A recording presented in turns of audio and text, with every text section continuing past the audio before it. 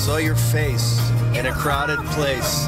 That's what got me going, because it took me back to 1980, which this is 2006, so 26 years ago.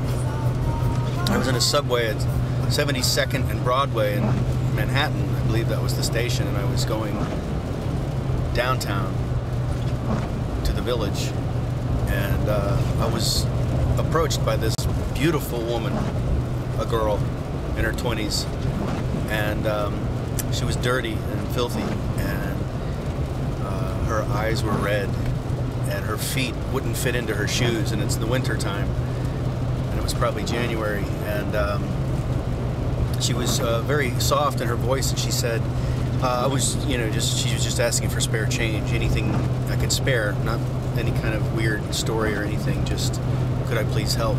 And initially I dismissed her, and then I looked at her feet, and she had these huge sores on her feet. Her feet had been bleeding, and they were dry and cracked, and so anyway, I went back to her and I talked to her, and I gave her all the change I had, and we talked for a couple minutes, and not really speaking, but just looking at each other, and she thanked me, and I bid her good day, and just as I stepped onto the train, at the moment I was stepping across from the platform to the train, I thought I should stay and try and help her more, but there was now people, and there was a movement into the car, and I went in and I sat down, and I watched her as the train pulled out of the station, and she watched me too through the window, and you could see in her eyes how grateful she was. And I thought to myself, my God, I wanted to get off at the next station and go back and try to find her, but I didn't. Anyway, the point is, I think she was an angel, and I can still remember her face, I can still remember her eyes, and how grateful she was,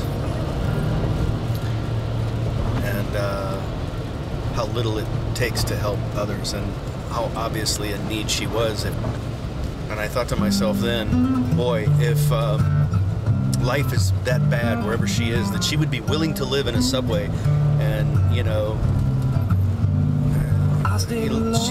was living in the street.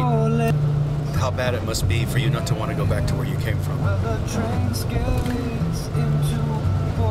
And then I started winding up in the streets, helping people, and anytime I saw a homeless person, I'd buy them a cup of coffee or a hot dog, or take pictures of them, and I started this collection of photography called Forgotten Faces. So that's one of the reasons I'm going to Montreal, because I want to put that together. It's something I've put off for 26 years, and I want to write some stories and poetry, and I'm going to go do some things that have been tugging at me for a long, long time. So back to angels.